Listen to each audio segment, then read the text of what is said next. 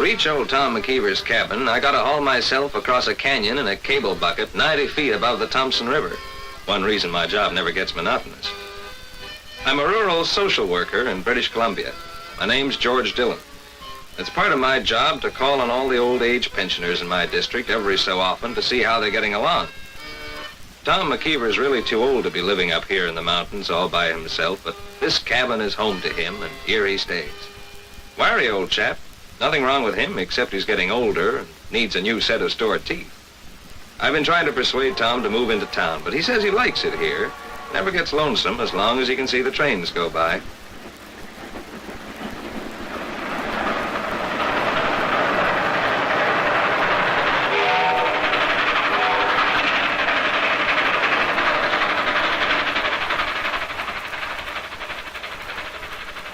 I think I'll get Tom to make a trip out one of these days to see a dentist.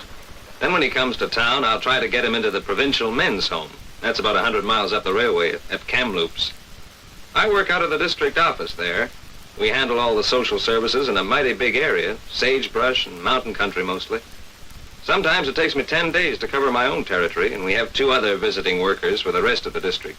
Then there's an office staff and our supervisor, Mrs. Anderson. Some people think of a social worker as a snoopy old sourpuss, like the one in York Wilson's painting.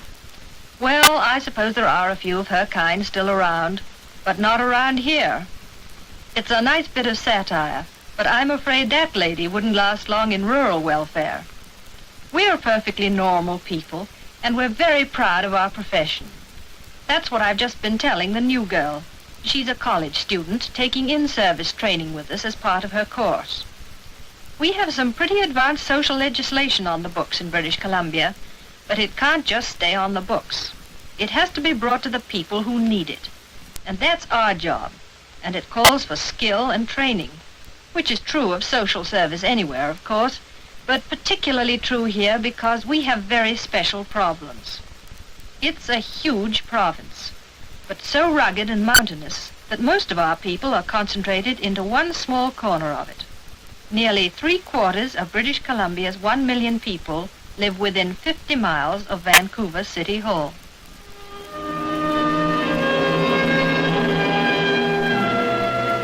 The big towns and cities have their own welfare departments, and the province provides half the trained staff. This leaves rural welfare, that's us, the job of handling social services for the people in the lonely places, a few 100,000 in a countryside bigger than France. So we've divided it into 5 great regions, each with half a dozen district offices like this one. In the city, a social worker can specialize. Out here, we can't. Our Miss Warren, for example, has 248 cases on her list, so she has to handle all kinds of problems. She isn't here today. She's in a little town about 50 miles out, following up some of those cases.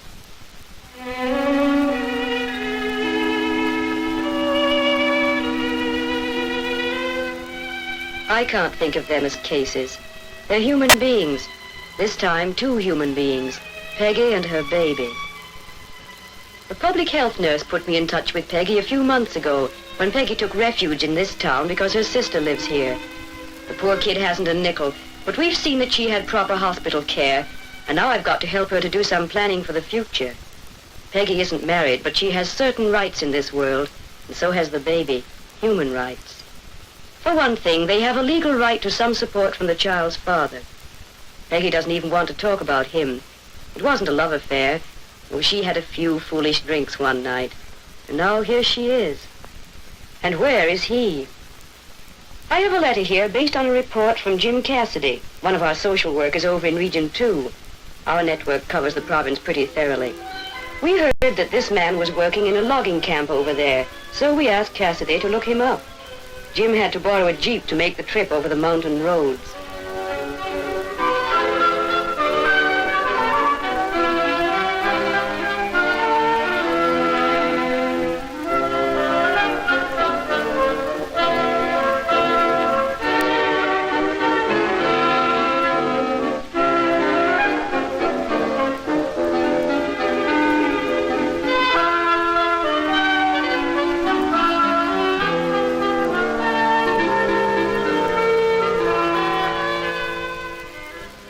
But the foreman says Peggy's boyfriend doesn't work there anymore. Quite a boy, some friend. He skipped out, no forwarding address. So that's that. Peggy says she doesn't care. She never wants to see him again, wouldn't marry him if he asked her. But she wants to keep the baby. And without job, money, or husband, that isn't going to be easy. She may give it up for adoption, but we'll talk about that later. I'll see what I can do, and maybe Cassidy will find the father. I'm glad I haven't got Cassidy's territory. That's wild country out back of Squamish. He says he likes it. He can have it. I wouldn't like this country quite so much if I had to travel it on foot. Railway boys know I'd never get my work done if I had to wait for the local. On this job, you simply use any transportation you can find to get where you want to go. I've just covered a social allowance case near Alta Lake, and now it's a 25-mile downgrade run to be in time for a juvenile court case at Squamish. Joe Zangara, age 15, Freddie Wilson, age 12, charge theft. Runaways. They were hungry, so they robbed a grocery store. It will help the magistrate if he knows something about their background, so that's where I come in. I have information about these boys. A letter from a social worker in Vancouver tells us what happened when she called at Joe's home to tell Mr. Zangara that his son was in trouble again. Joe hasn't any mother, and his background isn't very good.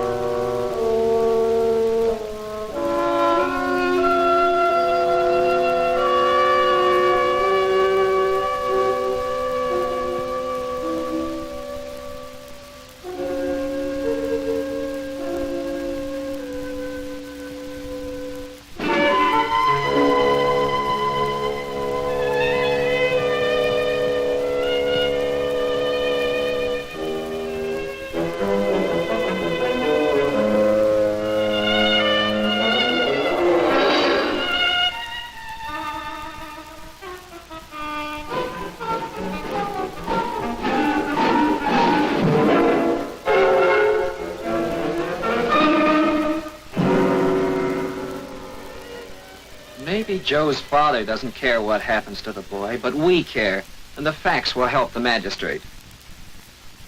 As for Freddie Wilson, the younger lad, it's a different background. Mrs. Jenner, the social worker in Freddie's hometown over in the Okanagan Valley, sent me some information about him. Good upbringing, good school record. He's never been in trouble before. It's been a terrible blow to his parents. His mother is here today. It's a long journey from the Okanagan, and I don't think she could well afford it. A few days ago, Mrs. Jenner called at the Wilson home, and she tells us the family circumstances haven't been good lately, because Mr. Wilson is in poor health. But they can't understand why Freddie ran away and got into this jam. We can't advise the magistrate what to do, of course, but we have helped with all this information. For Joe, the answer seems to be an indefinite term at the boys' industrial school. Not to punish him, but to help him before it's too late. In the case of Freddie, family background makes a difference. The decision? Freddie is to be sent back home on probation.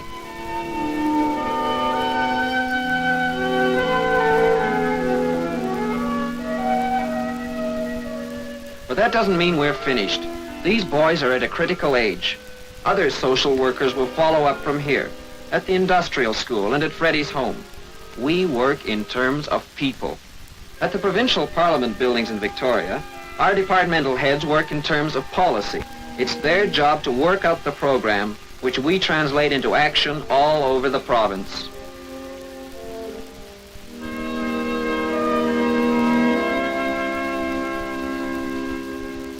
We spend more money on health and welfare than on any other public service. Most of it comes from a 3% sales tax. Municipalities using our service pay us according to population. We simply try to figure out a common sense way of handling our problems. So while our outlook may seem new, and while our methods may break with tradition, they're highly practical in a country of scattered population and fantastic area. We've had to unify our services because so many of the people who need the most help live in the most remote places. In the deep Rockies and the Coast Range, in the Kootenays, and up in the Caribou country, our workers have to drive many lonely miles to make their calls. The rural social worker out here is like a country doctor who has to handle all kinds of cases and get there somehow.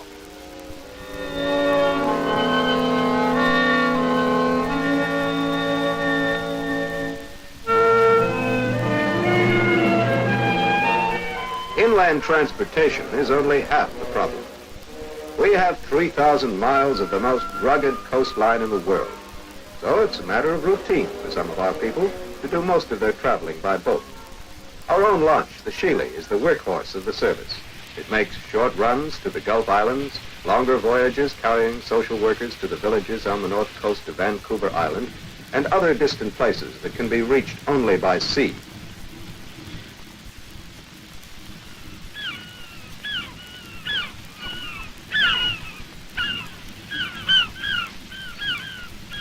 The social worker is a familiar figure on the coastal steamers that bring freight and mail to the ports in the mainland. Sometimes he's lucky enough to travel on one of the big passenger boats, but he's more likely to thumb his way up and down coast by forestry or police patrol vessel, or by one of the fishing craft if he's going to keep on schedule.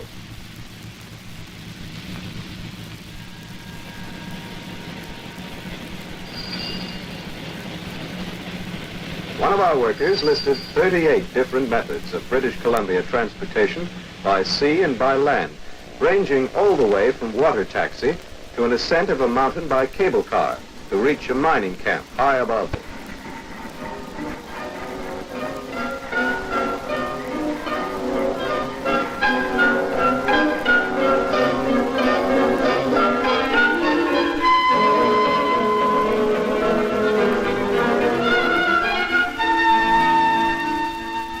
We've tried to achieve a broad point of view on rural welfare. We feel that all the people in this province are entitled to the best social services we can provide, no matter where they live, and it's up to us to reach them, regardless of race or creed, because we have people of all colors and religions. Of Indians alone, we have 30,000. Their affairs are handled by the Indian agents, but our workers visit the reservations on cases involving family members living outside. It isn't always easy to get accurate information from some ancient woman who reckons years in terms of natural events such as floods, blips of long ago. And then, we've always had a large Asiatic population: Japanese, Hindus, Chinese. The Chinese quarter of Nanaimo dates back to pioneer days. We visit their old age pensioners, but there isn't much need of social assistance because Chinese fraternal societies do a good job of looking after their own people. But the Doukhobors do present a problem. They remain aloof. One of their communal villages on Vancouver Island is completely fenced in for protection against rival Doukhobor groups. For a long time, they resisted any recognition of government authority as part of their religion. But one of our workers is now permitted to enter the strange colony at Hilliers. It's a controversial question, but he has won their confidence to a point where this group now recognizes old age pensions and birth registrations. Because there are no marriage ceremonies among these people, and a woman may have a child only by permission of the elders, who select the father, a child born in this colony has a number instead of a name and belongs to the whole community, not to his parents. So our worker must register the first baby in the village of Archangel as Gabriel Archangelovich First, a child of unmarried parents, father's identity unknown.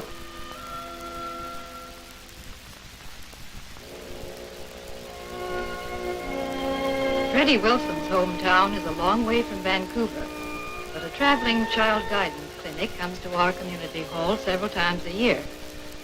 My name is Dorothy Jenner.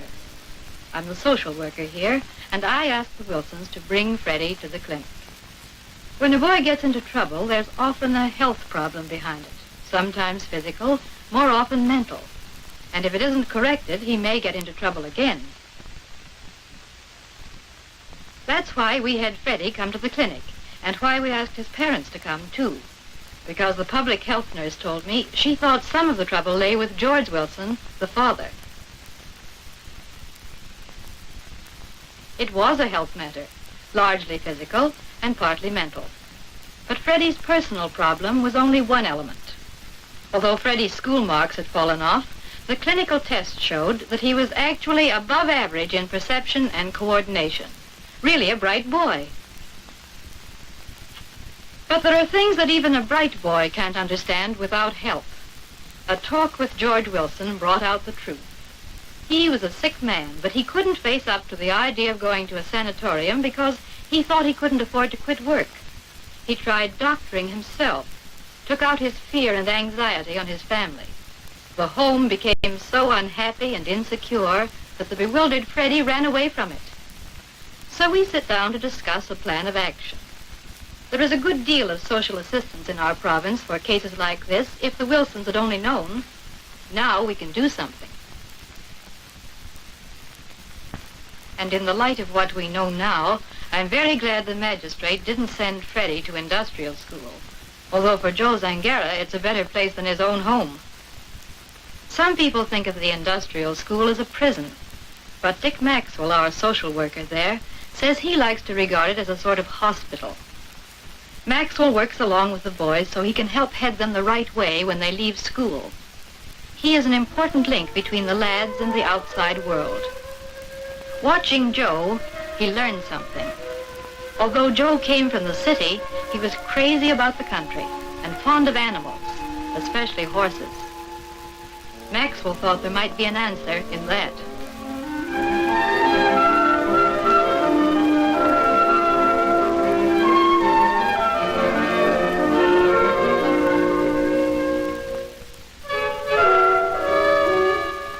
I had quite a job persuading old Tom McKeever to come to town and get fixed up with a new set of teeth.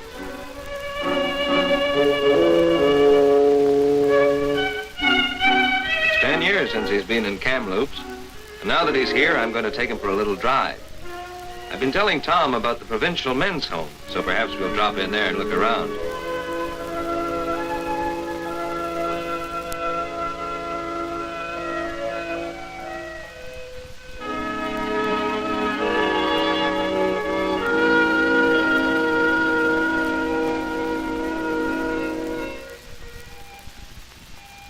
I hope McKeever decides to move in here. Seems a sensible thing to do. But he'll have to make up his own mind. In our work, we find it isn't a good idea to talk people into anything. We encourage them to make their own decisions. For Peggy, it's a very big decision. She loves her baby so much and does want to keep him. But how can she? Her sister can't help. She has a family of her own.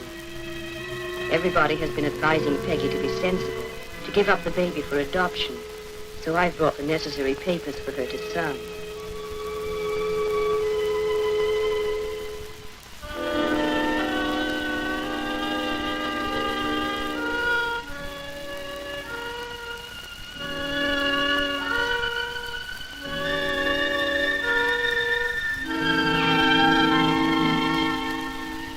Poor Peggy. She's so young to shoulder so much responsibility, but no one else can make the decision for her. She has to make up her own mind. George Wilson was at a crossroads in his life, too, but there was only one possible decision. It's a long way from the Wilson home to Trunk-Hill Sanatorium, but we have a social worker on the sanatorium staff. She is a link between patients and their homes, through social workers in all parts of the province. I wrote to her the other day to tell her that George doesn't need to worry, because everything is going well on the Wilson home front.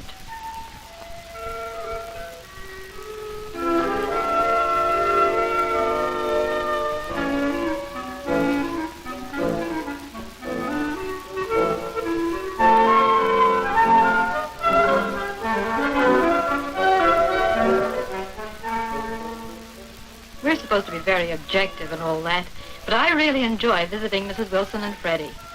Every time I call, I'm impressed by the way Freddie is responding to the fact that he's now the man of the house. He feels useful and needed.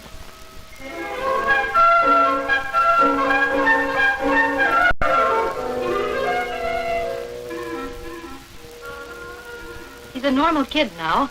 The other youngsters used to find him hard to get along with. But now he's counted as one of the gang. I don't think we'll have any more trouble with Freddie. As for Mrs. Wilson, she's getting living assistance on the same standard they had before. And she's happy because I'm able to tell her that George is getting better and it won't be long before he's home again.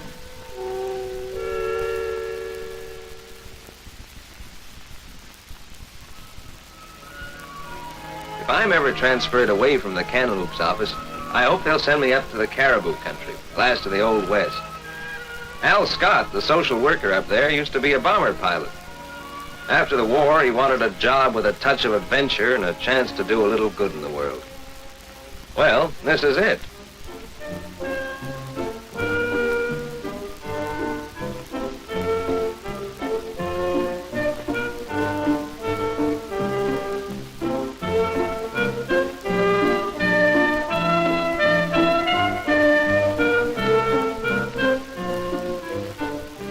A rancher up there said he could give a good home to a boy who needed help. So Al wrote to our man Maxwell at the industrial school, and Maxwell sent up a boy named Joe. This Joe was a youngster who had been running away from things all his life. Some of us didn't think it would work out, but Maxwell had him sized up right. Joe's finding it a little strange yet, but he's working hard, he's happy here, and the folks on the ranch like him. I think he's found himself.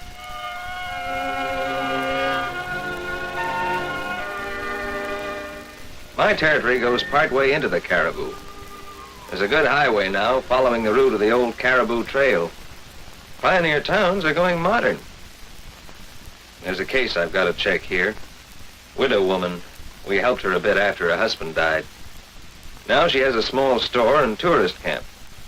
She's a kind woman. Said she wanted to pay us back by helping someone else if she could. So Miss Warren suggested a girl to keep her company and help out in the store. So that's how Peggy came here.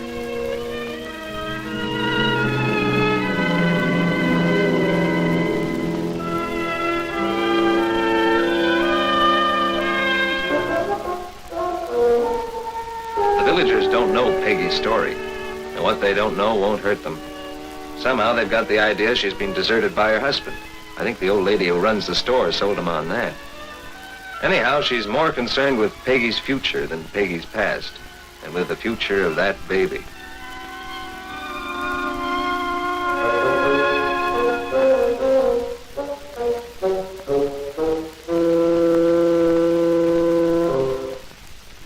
I'm glad Peggy didn't sign the adoption papers. She really loves her baby, and that's good for both of them. I wish all our cases turned out as well, but they don't. It's a big country, and we're working with all kinds of people. But when I leave Peggy and hurry on to my next call, it makes me feel good that some people are better and happier for what we do. It makes me feel that all our trouble and travel in this tremendous country is worthwhile. It's good to know that people in trouble think of the social worker as a friend at the door. We make mistakes like everyone else, but we're helping some people over difficulties so they can stand on their own feet instead of being a drag on others.